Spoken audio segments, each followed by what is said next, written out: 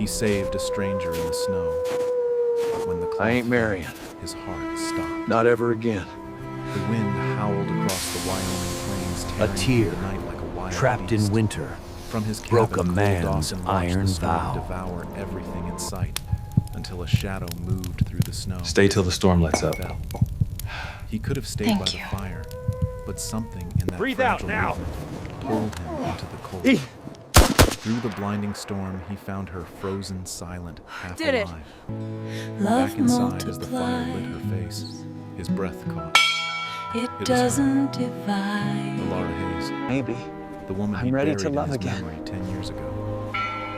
Now In a fate land had where brought her winter back to never his door, forgives, but the ghosts love did. he tried to forget. Before we begin, take a moment to comment the name of your city. Where are you watching from tonight? And when the story ends, don't forget to rate it from 0 to 10. The snowstorm raged across the Wyoming frontier, howling like a wild beast and devouring every trace of life. Inside a small wooden cabin nestled deep in the valley, Cole Dawson, a quiet cowboy who had lived alone for years, sat by the fire. The flames cast a warm orange glow on his rugged face, his distant eyes reflecting memories long buried. Then, through the fogged window, he saw something strange. In the middle of the furious blizzard, a small figure stumbled weakly through the wind before collapsing onto the snow. For a few seconds, Cole froze. In this land, anyone who fell in a storm never rose again. Yet somehow, before he could think, he was already on his feet, his hand reaching for his heavy leather coat. He opened the door. The wind lashed against his face, biting cold enough to numb the skin. But Cole pressed forward step by heavy step through the blinding snow. The storm roared, threatening to swallow the frail form ahead, yet he kept going until he dropped to his knees beside the motionless body, slowly being buried under white. "Hey, can you hear me?" His deep, hoarse voice was almost lost in the wind. No answer, only the faintest trace of breath. He bent down, lifting her gently. She was lighter than he'd expected. Beneath the torn fabric, her thin arms hung limp. Cole gritted his teeth, pulled her close against his chest, and trudged back toward the cabin, his boots sinking deep into the snow. Inside, the fire blazed bright and fierce, pushing back the deadly chill. Cole laid her on the bed, his rough hands trembling slightly as he unwrapped the frozen cloth from her face. Her breathing was shallow, her lips pale and bluish. He paused, staring at the frostbitten fabric in his hands, then continued slow, careful, afraid that a single wrong move might snuff out what fragile warmth remained. When the last layer fell away, Cole froze. The firelight widened in his eyes, shock disbelief, then something deeper. The cabin went silent, save for the thunder of his heartbeat. That face, he couldn't be mistaken. Laura Hayes, the woman he once loved, the woman he'd believed had died in the flames of Willow Ridge 10 years ago. Outside, the wind screamed again, as if to remind him of that night. Memories flooded back the town, engulfed in fire, the screams, the red glow against the sky, and Alara's face disappearing into the smoke. He had carried that guilt for a decade, living under the weight of a man who had burned down his own past. And now she was here alive, breathing faintly before him. Her fragile breath unraveled the knots in his chest. The storm outside suddenly seemed small compared to the one raging inside his heart. His voice broke as he whispered into the silence. You're alive." The words dissolved into the air, blending with the wind's cry beyond the wooden walls. The firelight danced in his eyes, and in that glow, the frost of 10 lonely years began to melt as something old, something aching quietly came back to life. Part 1. The House of Ghosts. The fire crackled softly in the hearth, its pale golden light flickering against the dark wooden walls. Outside, the wind howled and the snow kept falling thick and endless, as if the world beyond had vanished, leaving only this small cabin, a fragile haven where two forgotten souls hovered between life and death. Cole wrapped a heavy blanket around Alara's frail body, his rough hand brushing against her icy skin. Every movement was slow, deliberate, as though the slightest touch might cause her to disappear.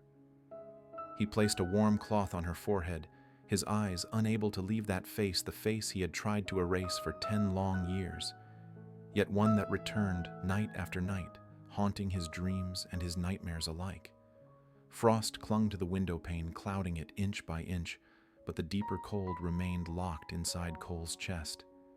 He sat by the bedside, gaze fixed on Alara's trembling lips. Then suddenly she stirred, a faint sound escaping her lips, carried by a fragile breath. Asher. Cole froze. That name, it cut through him like a blade. Asher Dawson, his brother, the man who had perished in the Willow Ridge fire along with everything Cole had ever loved. He stood motionless, eyes hollow as he looked down at Alara, his heartbeat pounding painfully in his chest. Memories surged up like old flames, the crimson sky, the screams, the roar of fire devouring homes, lives, and dreams. He had lived ever since with that burden, convinced that his own hands had caused it all, the deaths of his brother and of the woman he loved. And now she was here, breathing alive and calling out his brother's name. A storm of pain, guilt, and fear rose inside him. Cole clenched his fists, forcing down the heavy weight pressing on his lungs. Outside, the wind shrieked through the wooden beams, sounding like the mournful cries of the past. The small cabin seemed to have become a dwelling for ghosts of memory, of sin, of love left unfinished. Cole looked at Alara again, his eyes softening. His voice came low and hoarse, heavy as ashes. "You shouldn't say that name, Alara." He's gone. The fire still burned, the wind still raged, and within that lonely cabin, two hearts, both scarred by the same wound, began to face the ghosts of their past. Part 2. The fire that never died outside the blizzard still raged, swirling around the cabin roof as if trying to swallow the world whole.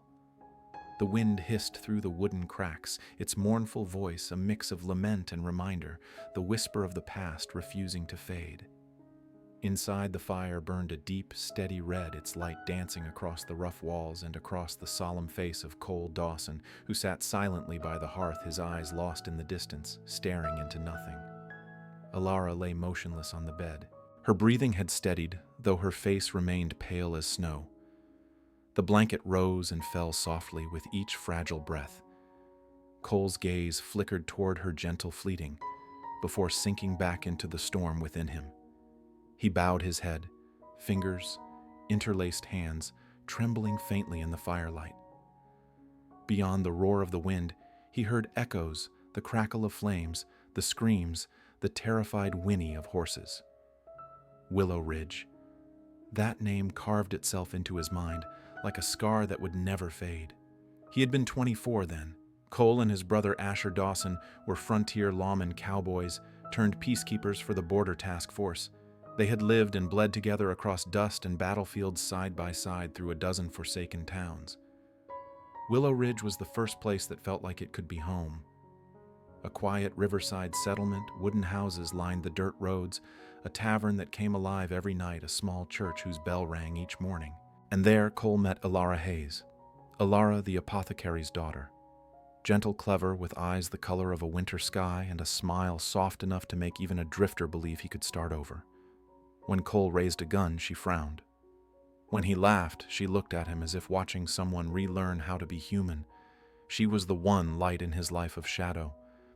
Then one day an order arrived from the regional court sealed by Judge Harland.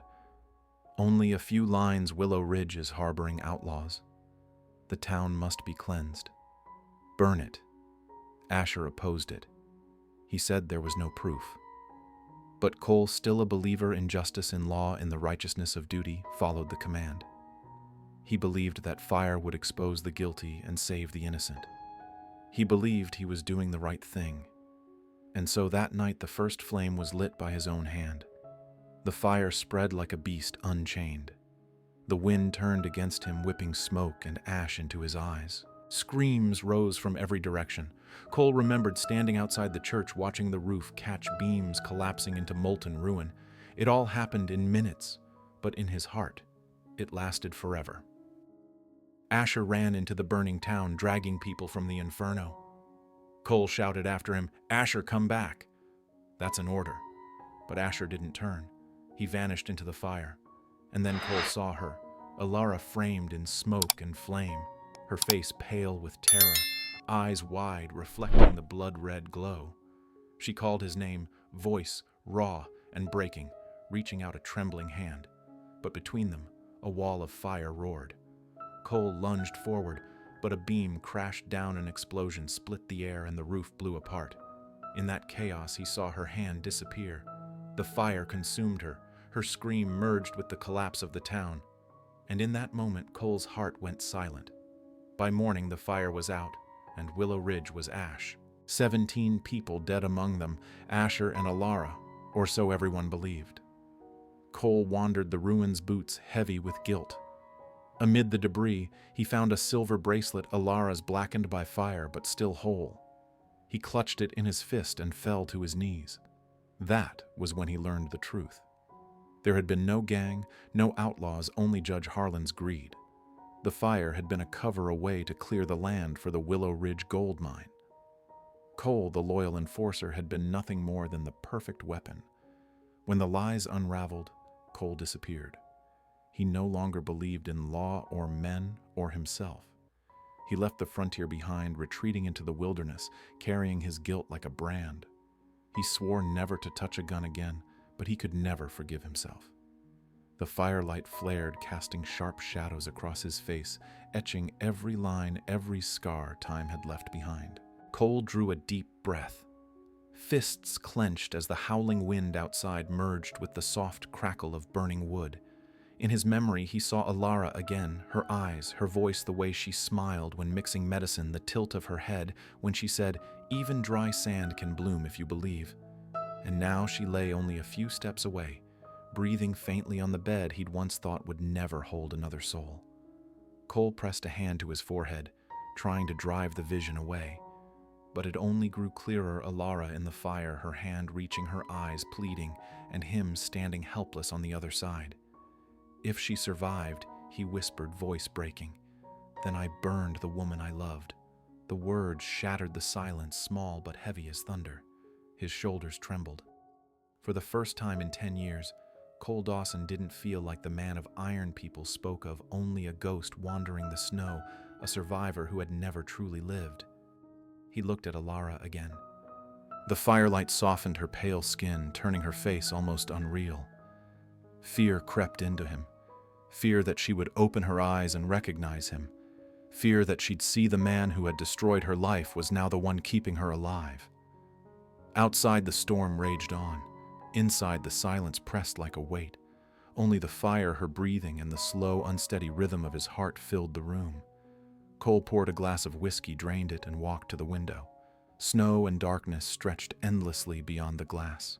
For a fleeting moment, he saw his reflection, and behind it, Alara's figure on the bed. Two shadows bound by a past that refused to die. He closed his eyes. He knew this night was only the beginning. If Alara had truly survived, then so had the past, and the fire he thought long extinguished was burning once more deep within his heart. Part 3.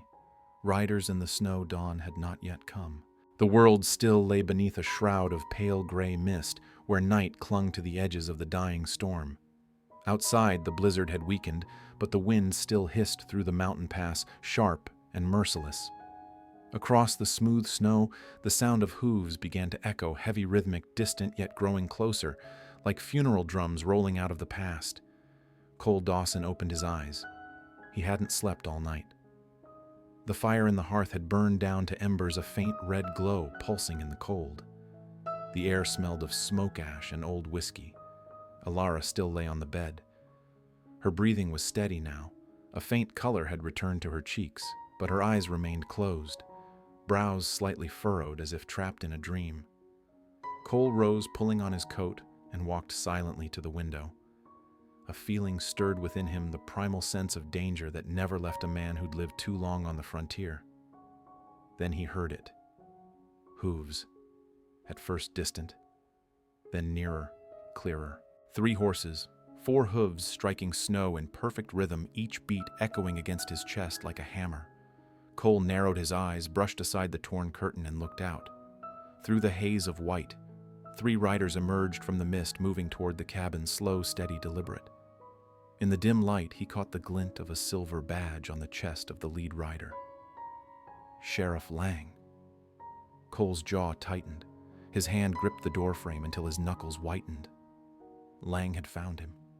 The sheriff was no stranger. 10 years ago, he'd been a petty lawman who thrived on fear and bribes. But after the fire at Willow Ridge, after Cole vanished, Judge Harland had lifted Lang up, promoted him, made him his right hand. He was the law now, or at least the version of it that served the powerful. And now there he was, riding straight to Cole's door. His black coat whipped in the wind, his face cold as steel, his lips curled in a faint, cruel smile. 2 armed deputies flanked him, their faces covered, revolvers gleaming at their sides. Cole turned from the window and crossed the room. Alara's eyes were open now, wide, confused, afraid. "Cole," her voice trembled, faint but urgent. "Someone's out there." He nodded once, calm but alert. Pulling the blanket up around her shoulders, he said softly, "Don't move. Don't say a word." She caught his hand, her voice breaking.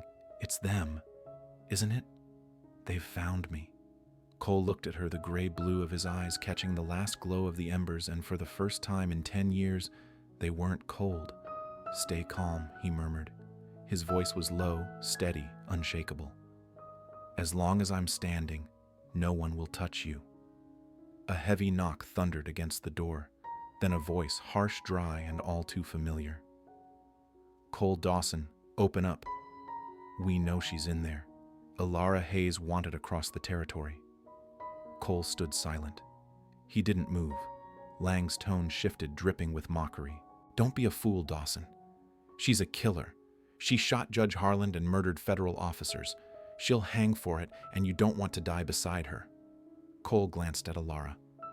Her face went pale. Her lips trembled. "Judge Harland," she whispered. "He deserved it." "But they'll never believe that." "I know," Cole replied quietly. Outside, the horses shifted. Lang's voice rose, carried by the wind. "I'm counting to 3. If you don't open up, I'll take it as resistance." Cole turned, walked to the far wall, and took down his old Winchester rifle. He brushed off the dust, loaded each bullet with calm precision. The metal clicks echoed softly through the cabin. Alara's eyes filled with tears. "Cole, don't do this." He paused, not looking up. "You want them to take you? To hang you in the square?" She bit her lip and said nothing. The wind howled through the cracks. The door trembled. Lang's voice came again, slow, deliberate. "1!" Cole stepped to the door, gun in hand. His voice was deep, steady, resolute. "Don't be afraid. I've lost too much already. I won't let them take anything more. 2." Alara's breath hitched. Tears glistened in her eyes. "You'll die, Cole." He turned, a faint smile tugging at his lips, strange, soft, unbroken. "Maybe. But if someone has to die this morning, it won't be you." 3. The shout cracked through the air, and a bullet tore through the door, splintering wood. Alara screamed. Cole stepped back, placing himself between her and the danger. "Lang," he roared, his voice booming over the storm. "Get off my land. This is my home, not your damned court." Lang's cold laugh cut through the wind. "You're harboring a fugitive, Dawson. That makes you an accomplice."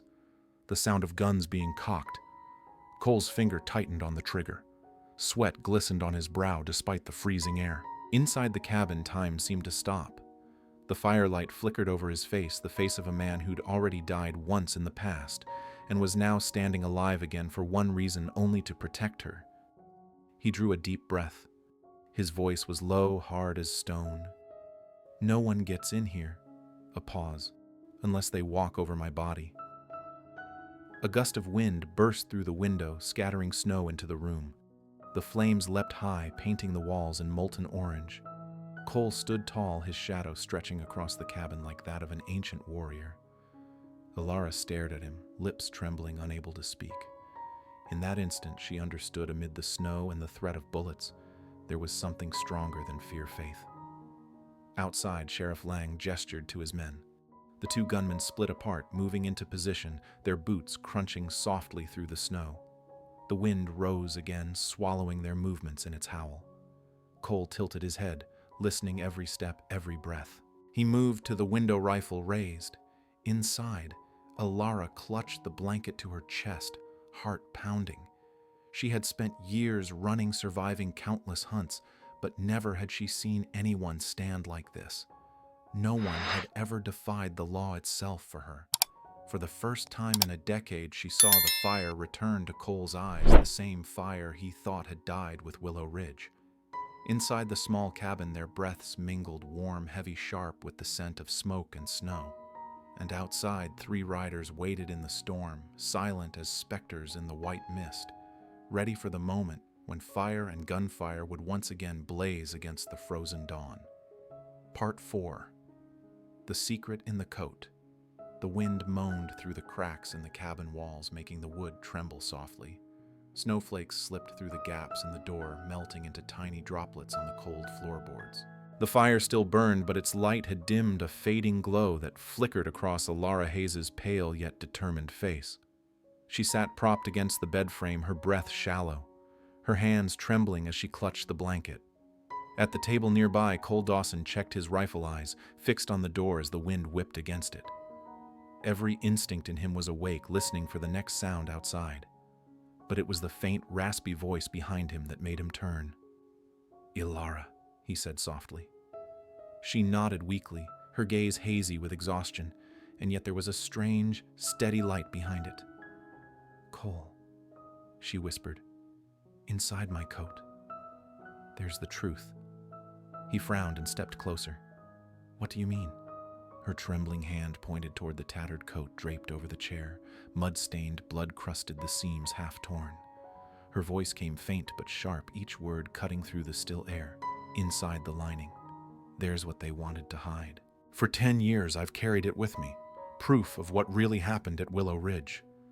Cole froze. The wind howled through the cracks again, making the fire gutter. Their shadows wavered on the walls, 2 lost souls caught between memory and redemption. Without a word, he picked up the coat. His rough hands brushed over the worn fabric, stiff with blood and soot. It felt heavy, not just with age, but with something deeper. Guilt, history, truth. Alara's eyes softened, yet her voice was steady. "Cut it open, Cole." He looked up. "What if it's something I don't want to see?" "It won't be," she said, shaking her head. "For the first time, you'll see what's real." Cole drew the small knife from his belt. The blade flashed in the firelight. He laid the coat on the table and sliced through the lining in one clean motion. The sound of tearing fabric filled the cabin. From inside the thick layer of cloth, something slid free, a small, leather-wrapped bundle, stiff with age, stained with blood and frost. He picked it up, his hands trembling. For 10 years he had carried guilt like an open wound that never healed. Now what lay in his hands might change everything. He unwrapped the leather. The firelight revealed a handful of papers, yellowed, smudged, but legible. The red seal of Judge Harland gleamed faintly, cold, merciless. Cole's eyes scanned the first sheet. His breath caught. Operation Willow Ridge authorization to burn the entire settlement to clear the mining site. Payment $2,000 to the enforcement team with a $500 bonus to the commanding officer. He went still.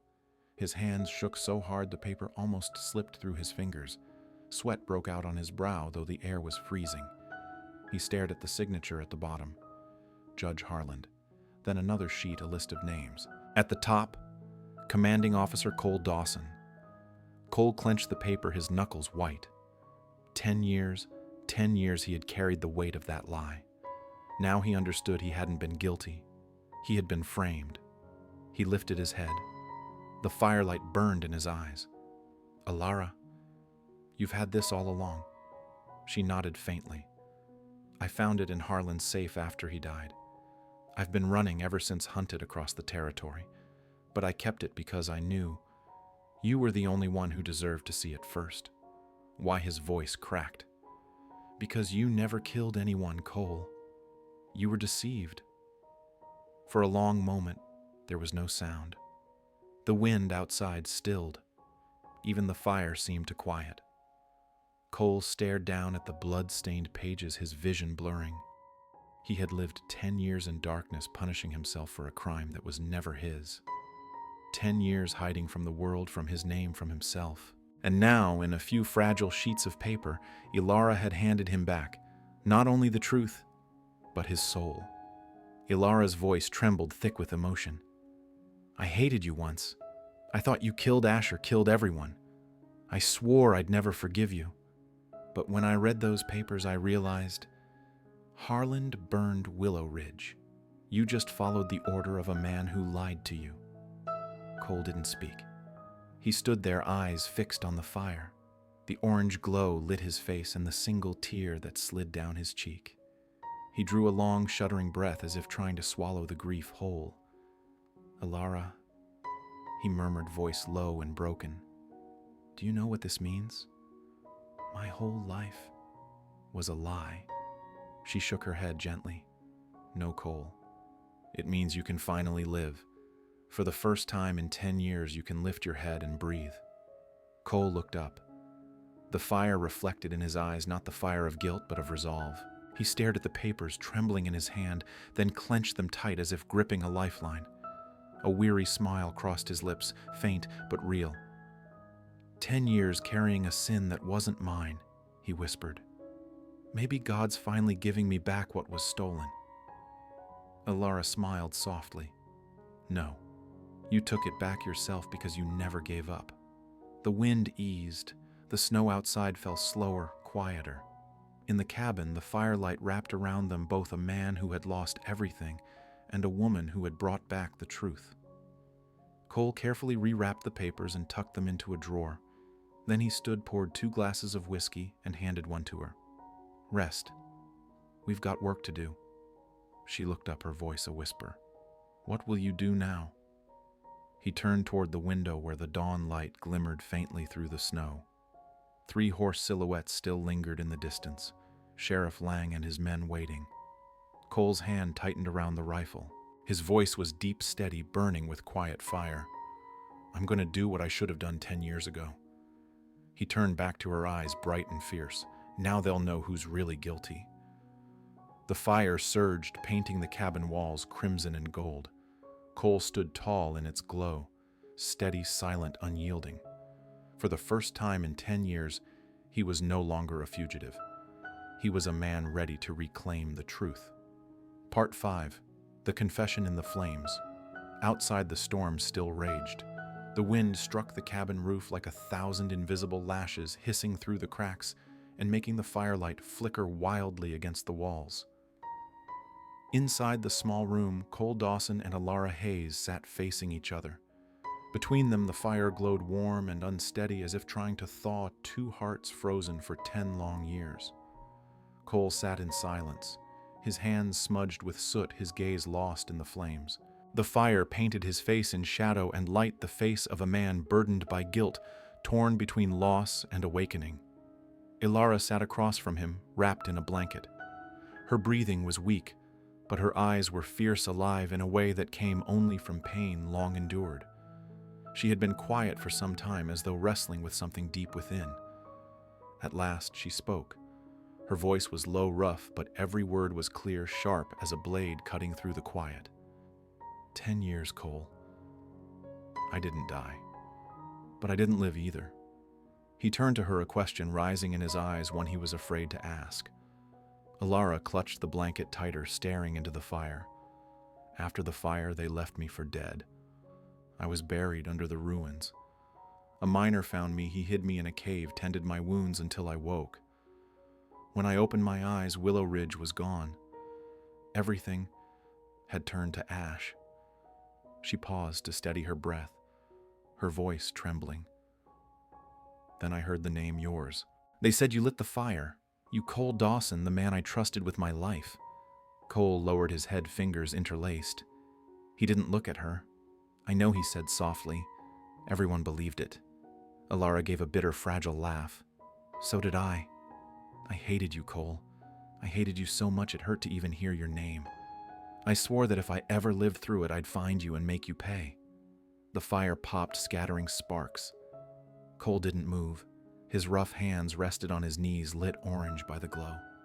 Ilara continued, her voice shaking but strong. So I went looking for the truth. For 10 years I ran from Harlan's men, from the law, from the ghosts in my head. I saw things no one should see. Men who wore badges and spoke of justice while selling their souls for gold. I saw Harlan throw parties after claiming the Willow Ridge mine, signing off payments to every man who helped cover it up. And then I understood. You were never the villain. You were a pawn. Cole lifted his eyes. For the first time, a faint spark of something, pain, disbelief, or maybe hope, shone behind them. Alara looked straight into him. Her gray-blue eyes gleamed in the light. I came back, Cole, not just to run. I came to end it, to drag the truth into the light. And there's another reason. She stopped. The storm outside seemed to still, as if listening. Cole waited, breath caught in his chest. Because I never forgot you. The words landed like fire against ice. Cole closed his eyes, jaw tight, breath heavy. He'd imagined this moment 1,000 times, and still he wasn't ready for it. Alara took a slow breath, fighting to keep her voice steady. I hated you until I learned you were a victim too.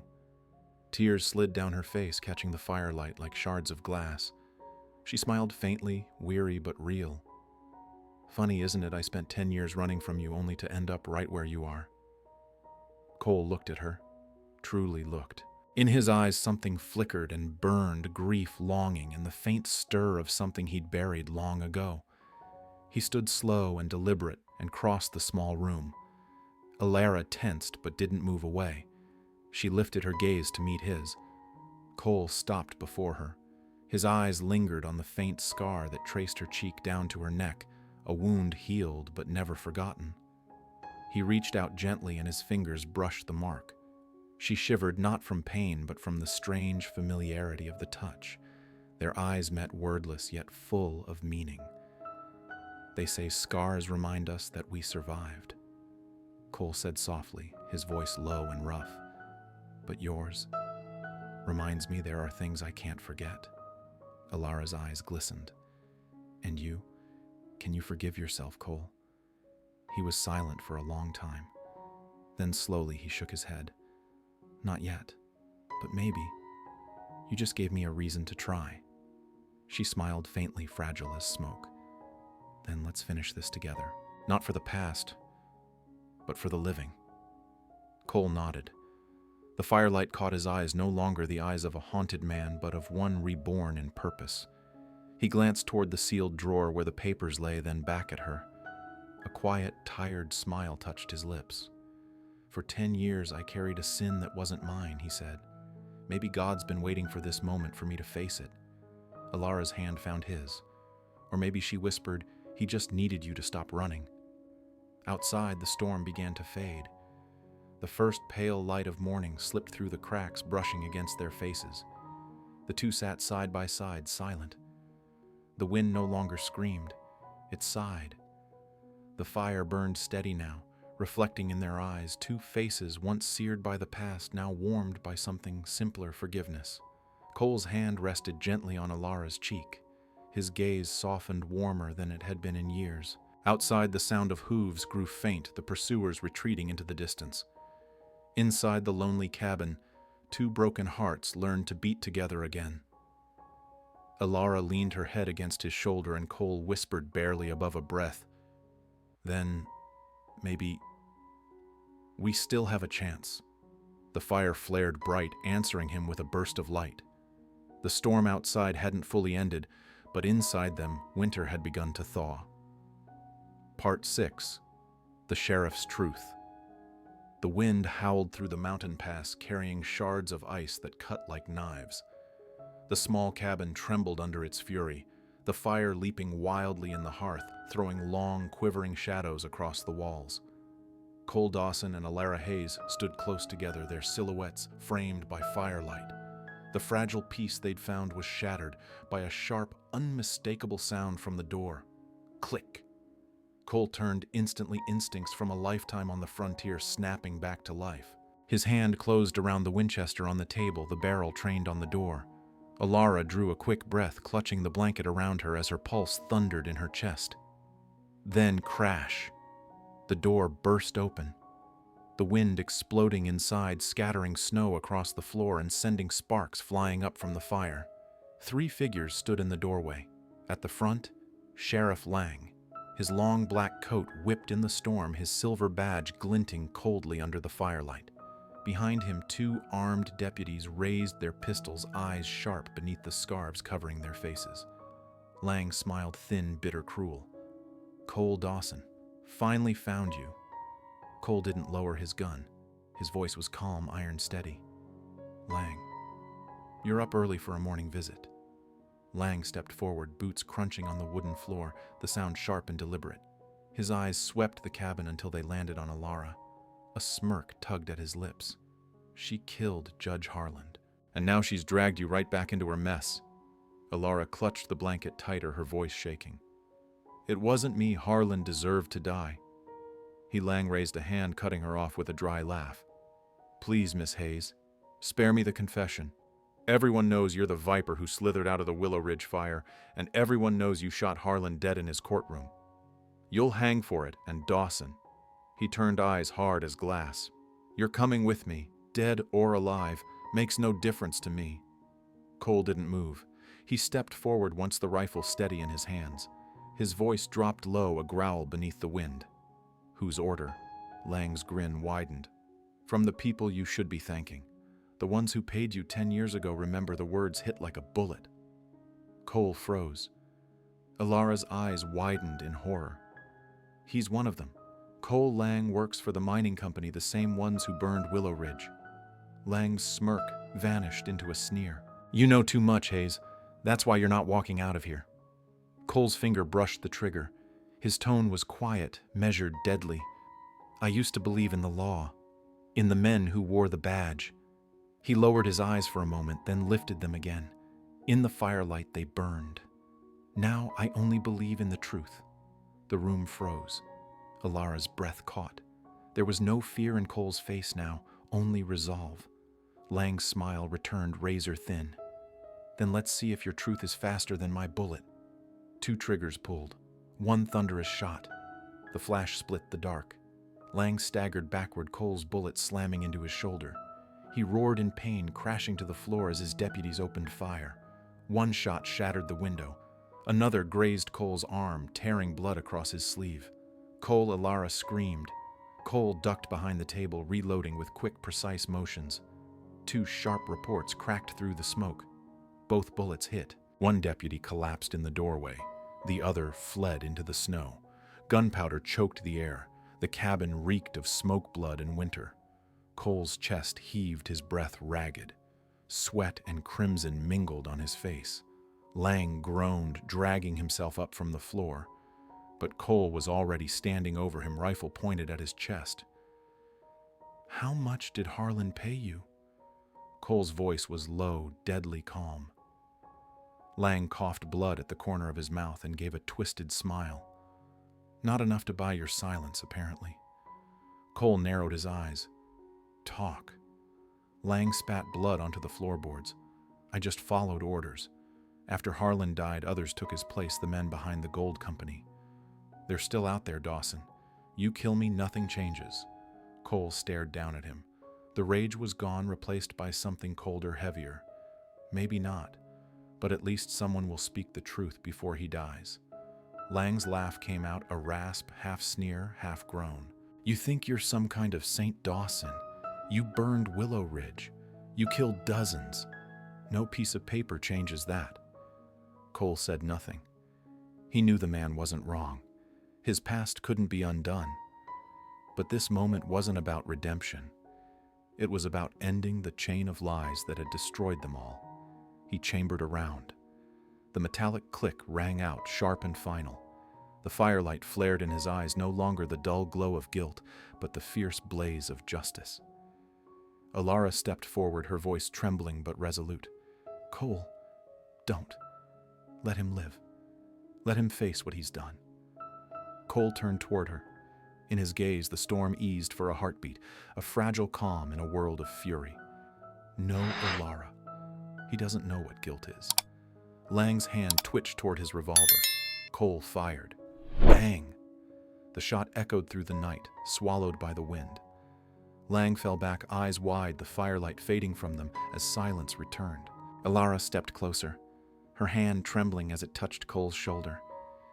He didn't move, only stared out the shattered window where snow drifted slowly down, melting into the blood on the floor. "Everything began in fire," he said quietly. "Maybe fire's the only thing that can burn the lies away." Alara looked at him, fear and admiration mingled in her gaze.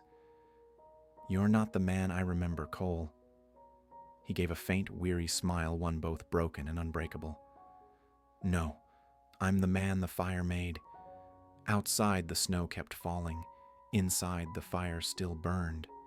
And in that moment, with the echo of the gunshot still hanging in the air, the truth had finally spoken, carried on the last sound of a guilty man's breath. Part 7. The Evidence of Blood. The cold wind whipped against the cabin walls, making the fire in the hearth flicker wildly. The flames threw red blood-like light across the smoke-choked room, mingling with the stench of gunpowder, melted snow, and charred wood. Cole Dawson still stood with his rifle-raised eyes locked on the door where Sheriff Lang lay slumped, his blood pooling across the wooden floorboards. But the silence didn't last long. From outside, a surviving gunman burst through the storm, firing wildly. Bullets tore through the window. One splintered the wood inches from Cole's head. Another shattered the table near Alara Hayes. "Down," Cole shouted. He lunged, grabbing Alara and pulling her to the ground. The blanket slipped from her shoulders as they hit the floor. Her breath came fast and ragged, the thunder of gunfire filling the air so close she could feel the heat of it. Cole rolled behind the overturned table, the Winchester steady in his hands. 2 shots cracked through the haze, sharp, precise. A scream echoed from outside, then silence. Smoke thickened, curling like ghosts through the cabin. Cole coughed, squinting through the haze. The only sound now was the ragged breathing of Sheriff Lang, sprawled on the floor, blood spreading beneath him. Lang groaned, dragging himself toward his fallen revolver. Cole saw the motion and raised his rifle. "Don't." Lang froze, gasping, pale as the snow outside. And then Alara rose, trembling but defiant. In her hands, she clutched the blood-stained bundle of papers, the same documents she had carried hidden for 10 long years. The wind rushed through the broken door, whipping the pages like frantic wings. Her hair was wild, her eyes burning with fire. "You can kill me," she cried, her voice hoarse but clear, echoing through the cabin. "But the evidence has copies. One's already on its way to the governor, another to the federal marshals. You can silence me, but you can't bury the truth." Lang froze. For the first time, fear flickered in his eyes. "You're lying," he rasped. Alara's voice cut through the air like steel. "Try me. If I don't return to Denver, if I don't appear in court, every letter I sent will be opened. And when that happens, your mining company, your empire will burn. The world will know who really set fire to Willow Ridge." The words hung in the air like a verdict. Even the wind seemed to stop. Snow drifted past the door, slow, silent, like the breath of the dead. Cole kept his rifle trained on Lang, but his eyes softened, watching the man's face. This wasn't rage anymore. It was judgment. He wanted to see what the sheriff would choose, to die with guilt or live in terror of the truth. Lang's breathing turned ragged. His bloody hand slipped against the floorboards, leaving a smear of dark red. He looked from Cole to Alara, to that blazing, unyielding look on her face, glowing like a torch of justice. "You don't know who you're dealing with," he hissed weakly.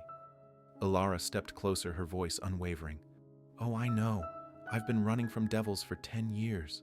But this time..." She leaned forward. "The devils will kneel." Lang stared at her for a long, trembling second. Then something in his eyes broke. He exhaled a sound somewhere between surrender and despair, and the revolver slipped from his grasp. The metallic clink as it hit the floor was sharp, final, the sound of a man's last choice. Cole lowered his gun slowly, eyes never leaving Lang. Outside, the storm had gone quiet. The wind had stilled. Snow fell softly now, blanketing the blood-stained earth in cold, white silence. Alara stood trembling, clutching the documents to her chest. Sweat and tears streaked her face, but a faint, weary smile touched her lips. not the smile of victory over an enemy, but of truth finally prevailing. Lang's head drooped, his voice faltering as his vision dimmed. You won't escape. They'll come for you. All of you. Cole stepped forward, his tone calm, heavy as iron. We're not running anymore. From now on they will. Lang tried to speak again, but his strength failed. His body went still, eyes open to the ceiling as the last wisp of smoke curled upward, carrying his sins with it. Cole stood motionless. The firelight played across his face, steady, solemn, resolved. Then he turned to Alara. We have to go, he said quietly, before his men arrive. Alara nodded, pressing the bloodied papers against her heart. The proof, the burden, the truth. Outside, dawn had broken. The snow had stopped. Behind them, the cabin remained filled with the scent of smoke, gunpowder, and blood. The scent of truth washed clean at last by the blood of the guilty. Part 8. The Choice. The cabin was nothing more than the hollow shell of a battle. The door hung open, shattered planks scattered across the floor. Gunpowder still clung to the air, mixed with the iron scent of dried blood and the damp chill of melting snow. Through the holes in the roof, the first pale light of dawn filtered in, washing everything in a faded calm, a fragile peace rising after the storm. Cole Dawson sat with his back against the charred wall, the rifle resting beside him, his hands still trembling from exhaustion and adrenaline. On the battered table lay a carefully wrapped bundle, the documents, their proof, their hope, their burden. Blood from a shallow wound had dried dark on his shoulder, but his eyes, though weary, no longer carried despair. In that stillness, he looked like a man who had just survived the longest night of his life. Alara Hayes sat near the bed, the blanket around her shoulders tangled and frayed. Though drained, a faint, steady smile curved her lips, the quiet smile of a survivor who finally knew her purpose. The sadness that had shadowed her eyes for years now glimmered with something new, not fear, but a fragile, dawning faith. Cole turned toward her, studying her for a long moment. His face was carved from stone, but his eyes, soft as dying embers, held warmth. "Where do you want to go now?" he asked. It was a simple question, but heavy with meaning, not just a place on a map, but a choice between hiding and facing the world. Alara hesitated, then lifted her head. She drew a deep breath before answering. "To Denver," she said quietly but firmly. "To where justice still has a voice." Her words trembled slightly, yet carried conviction. Denver was not merely a destination, it was a symbol. A place where truth could be heard, where newspapers and courts could expose the powerful who had buried the innocent beneath gold and fire. Cole didn't answer at once. The memories of Willow Ridge flooded back, the burning rooftops, Asher's face, Alara's eyes through the flames. For years he had carried the weight of believing himself the monster. Now she had given him proof that he had been the pawn. But the road to Denver would be long and perilous, through mountain passes, crawling with bounty hunters, through the reach of the mining company that would stop at nothing to silence them. Alara saw the hesitation in his eyes. She reached for his hand, small, trembling, but steady in its resolve. "We can't let them keep doing this," she said, her voice low but fierce. "If we don't stand up now, no one ever will." Her words struck deep. Cole looked down at her hand, then at the scar that traced her cheek, a mark of both survival and defiance. He remembered her voice from nights before I hated you, until I learned you were a victim too. Now they stood at a crossroads, safety or truth running or redemption. But between those paths there was something greater, healing. If they succeeded, they wouldn't just expose the crime, they would give peace to the dead and return dignity to the forgotten. Cole exhaled slowly, the sound rough and tired, like wind against stone. He thought of Alara's silver bracelet, the only thing that had kept him believing through the years. It was proof that life could survive even in ashes. He rose, walked to her, and brushed a strand of hair from her face, a small, trembling touch that confirmed she was real, no longer a ghost in his memory. "I burned the past," he said, voice low but steady. "Now we'll burn the lies." It wasn't confession anymore. It was a vow, his acceptance of what had to come, a promise to face the truth no matter the cost. In that vow, there was freedom, the freedom of a man finally ready to stop running. Alara smiled, tired but radiant. She gathered the papers, securing them once more. In that moment, she wasn't a fugitive. She was a messenger of truth. "We leave when the weather clears," she said. "I know safe paths to Denver. And there's a journalist there, someone who'll listen if we bring proof." Her determination sparked something in him. For the first time in years, Cole began to think beyond survival, to think of plans of roads, of what could come after. Every calculation, every instinct from years on the frontier fell into place. Routes, supplies, allies, risks. But alongside those thoughts came something else. Something he hadn't felt in a decade. Hope. A flicker of a future that might belong to both of them. The ruined cabin before them was a map of their past, broken, blackened, but still standing. They would ride through the snow past the scars of the land he once knew, toward the heart of a country that had forgotten what justice looked like. Alara reached for his hand once more and leaned her forehead against his shoulder, a quiet human gesture that said more than words. "Together," she whispered. Cole nodded, the word itself becoming a promise. He packed what little they had, the wrapped papers, his rifle, their coats and rations. He checked the horses, tightened the reins, and when the wind eased, they were ready. As they stepped through the shattered door, the world awaited them, vast, cold, but filled with light. The snow shimmered under the morning sun, and the horizon glowed pale gold. The road to Denver lay ahead, uncertain, dangerous, but meaningful. Cole looked at Alara once before they mounted. Her face glowed faintly in the dawn, her eyes alive again. For the first time, he didn't think of guilt. He thought of purpose, of redemption, of her. Then the horses moved, hooves striking the snow in a steady, resolute rhythm. The sound echoed like the heartbeat of two souls reborn. "I burned the past," Cole murmured again, voice steady in the cold. "Now we'll burn the lies." The fire inside him was no longer one of regret, but of defiance, a fire that refused to die, blazing bright against the endless white of a wounded frontier. Part 9. On the road to Denver. Dawn broke like a thin gold wound across the horizon. After the storm's fury, the valley lay blanketed in untouched snow, silent, pure, as though no blood, no gunfire, no smoke had ever existed. The air was sharp and clean, and the timid sun crept through the thinning clouds, scattering light across the frozen earth. Every flake shimmered like a diamond under heaven's breath. Across that endless white, two riders emerged, small, steady figures moving through the vast wilderness. Cole Dawson rode his black horse Raven, the dark coat gleaming beneath his heavy cloak. His eyes were fixed ahead on the faint trail winding toward the distant mountains. Beside him, Alara Hayes rode a chestnut mare, slender and graceful, her arms wrapped protectively around the oilcloth bundle pressed to her chest, the blood-stained papers that could change everything. For a long time, neither spoke.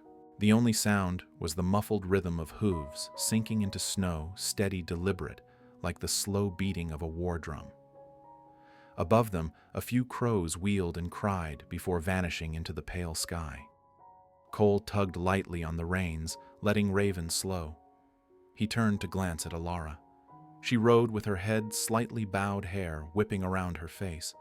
The gray cloak hid her frail shoulders, but her cheeks glowed pink from the cold and the new sun. Her fingers, red from the wind, clutched the bundle tightly. "You don't need to hold it so tight," Cole said quietly, his voice low and calm, the sound of wind sliding over snow. "No one's taking it from you." Alara smiled faintly, still looking forward. "I'm not afraid of losing it, Cole. I'm afraid that if I let go, I'll wake up, and this will all have been a dream." He didn't answer. He knew that feeling too well, the thin line between nightmare and reality. For 10 years he'd lived as a ghost, trapped in the smoke of his own guilt. The wind brushed past, crisp and cold, but sunlight poured down the mountains, painting them in soft amber. Snow sparkled like dusted gold around them, melting slightly where the warmth touched. After a long silence, Alara spoke again, her voice low, melodic, carrying the calm ache of a guitar in some half-forgotten saloon. "I've never felt this safe before." Cole looked at her. The morning light caught her eyes, clear, bright, free of fear. He swallowed, his heart tightening. Why, he asked quietly, almost afraid of her answer. Alara turned her gaze to him, her lips curving in a tender, bittersweet smile. "Because this time, I'm not alone." The words hit him harder than a bullet. Cole drew in a slow breath, his eyes drifting toward the horizon, a ribbon of silver road curling toward Denver, faint but visible. The wind tugged at his coat. He reached over and gently pulled Alara's cloak tighter around her shoulders. Their eyes met, and for that single fleeting moment, the world was reduced to just the two of them, surrounded by snow sunlight and a fragile promise of peace. Cole lowered his head, his voice deep and steady, a vow written in breath. "This time, I won't leave you in the storm." The wind passed softly between them. Alara froze, eyes wide, then lowered her gaze. A tear slipped down her cheek, landing silently on her glove before vanishing into the cold. Cole said nothing more. He nudged Raven forward, matching pace with her horse. Together they rode side by side. Ahead lay the winding trail, uncertain, dangerous, but clear. The sun climbed higher, gilding the snowfields in radiant light. The valley below shone like a painting, the kind only God could make after cleansing the earth with storm and fire. Their hoofprints marked the snow behind them in twin lines, carving a path of resolve they were no longer running. Alara glanced back. The cabin was a distant speck, now half hidden by mist, the place where truth had been born from ashes. Her voice came soft, trembling in the morning air. "Do you think we'll make it to Denver?" Cole looked toward the sunlit ridges and smiled faintly. "If there's anything stronger than a Wyoming blizzard, it's the will of someone who's lost everything." Alara laughed, light and pure, the sound rising like birdsong through the silence. It reminded Cole of Willow Ridge, of the girl in the green dress who once smiled at him over rows of medicine jars. 10 years had passed, but for a heartbeat that smile brought spring back to the snow. He drew a long breath of cold air and said, voice warm and sure, "Denver's just a destination. What we're really after is justice and peace." Alara nodded, pressing her hand to her chest, to the papers beneath her coat. They were heavy, yes, but warm, the last spark of light in a world once consumed by fire. They rode on. Their shadows stretched long across the snow, 2 lines etched side by side, leading straight toward the rising sun. Neither spoke. They only listened to the rhythm of hooves, to the whisper of wind, to the faint, steady beat of 2 hearts that had found the same rhythm again. And when the valley filled with light, Cole turned his eyes, softer than the dawn itself. "This time, Alara," he said quietly, "I promise." Alara looked back at him, smiling. The wind lifted her hair, the sunlight shimmered through her lashes, bright and golden like the first light after the storm. Together they rode across the white plains toward Denver, where justice waited, and love and the truth that no fire could ever destroy. Part 10.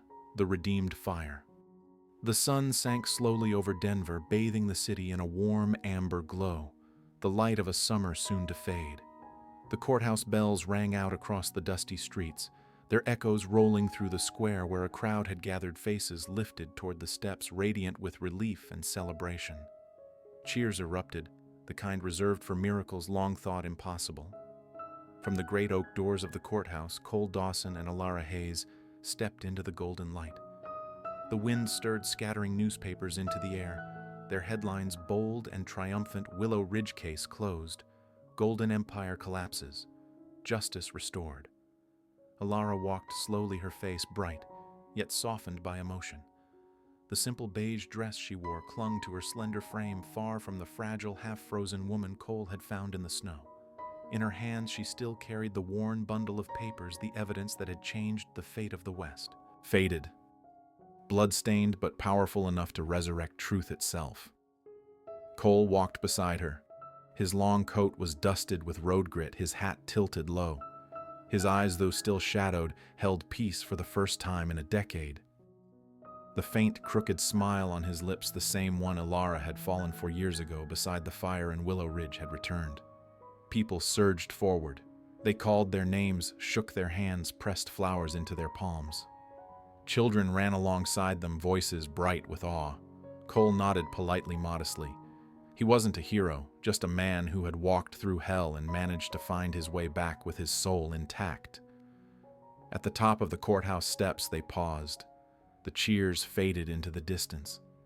The last light of day gilded Ilara's hair, turning it to gold, and her eyes reflected the sunset, deep, calm, and endless.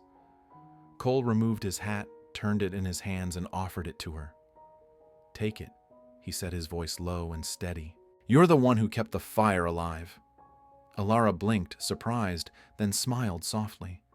She pressed the worn hat against her chest, as though accepting something sacred. "I thought you'd never take this off." Cole chuckled, the sound rough but warm. "I also thought I'd never survive Willow Ridge," he said. "But some things, it turns out, are worth changing for." For a moment, neither spoke. The wind carried the faint scent of smoke, wildflowers, and sun-baked earth. Then Ilara asked, her voice barely above a whisper, "Who are we now, Cole?" He looked at her for a long time. The guilt was gone from his eyes. What remained was something steadier, something whole. He breathed in deeply the air of freedom, of redemption. "We're survivors," he said quietly, "and we're learning to love again from the ashes." A soft laugh escaped her, not the laugh of relief, but of peace. Tears shimmered on her lashes, but they were no longer born of pain. The sky to the west burned red like embers, the last light of day crowning their silhouettes. Cole extended his hand. Ilara looked at it, that rough, scarred hand that had once held a rifle and set a town ablaze, and placed hers in it. Their fingers intertwined.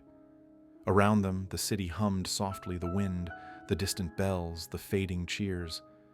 The sun flared one last time before giving itself to the night. In that fire-colored light, two souls who had been through hell stood side by side, bound not by guilt, but by faith. Cole turned toward the mountains, their peaks glowing gold. His voice was low, carried by the evening breeze. "The fire once burned us, Ilara, but now it's been redeemed." She squeezed his hand, whispering back, "It wasn't the fire, Cole. It was us. We saved ourselves." The wind rose, tugging at her scarf, sending it dancing into the sunset. They turned and walked down the courthouse steps side by side into the glowing streets of Denver. Behind them, the courthouse stood tall, a monument to justice, reborn from ashes. Ahead of them lay the wide, wild west, a land still untamed but no longer haunted. And this time, as the sound of hooves echoed faintly down the road, no one was running. Cole leaned close, pressing a gentle kiss to Ilara's forehead, a promise not of forever, but of peace. There was no smoke now, no storm, only wind and light and the quiet warmth of love reborn from ruin. The wind swept softly across the plains of Colorado, carrying the scent of grass, sunlight, and quiet summer days. Ilara Dawson stood on the porch of a small ranch nestled beneath the shadow of the Rockies. Her dress fluttered in the evening breeze as she watched a boy of 8 laughing as he chased a gray colt across the yard, his laughter ringing through the valley like birdsong. Behind her on the porch, Cole sat in a weathered chair, a cup of coffee cooling in his hand. The fading light brushed the scars on his forearms, turning them to pale gold. He looked at the boy, their boy, and smiled. There was no more snow, no more fire, no more running. Only the hush of peace, the kind they had both crossed half a lifetime to find. Ilara turned her eyes warm. "If it weren't for that storm," she said softly, "I'd never have found you." Cole met her gaze, the familiar half-smile touching his lips. "Sometimes," he said, voice low, as the windstorms don't come to destroy Ilara. He paused, watching their son stumble, laugh, and rise again. "They come to bring us home." Ilara's eyes shimmered. She stepped close, resting her hand on his shoulder. He reached up and covered her hand with his own fingers, lacing gently, a gesture simple yet full of everything they had lived, lost, and redeemed. The camera pulled back. The ranch bathed in gold, the fields stretching wide beneath the crimson sky, the Rockies dark and grand in the distance. Wind whispered through the grass, mingling with laughter and the steady rhythm of hooves. The sun sank, painting the horizon in the color of embers, a fire redeemed. If you believe that love can be born again, even in the ashes of the storm, follow this story. Here we tell love tales of the Wild West, strong, cinematic, and true to the bone. Rate this story from 0 to 10 and tell me, do you believe in a love that can survive the snow,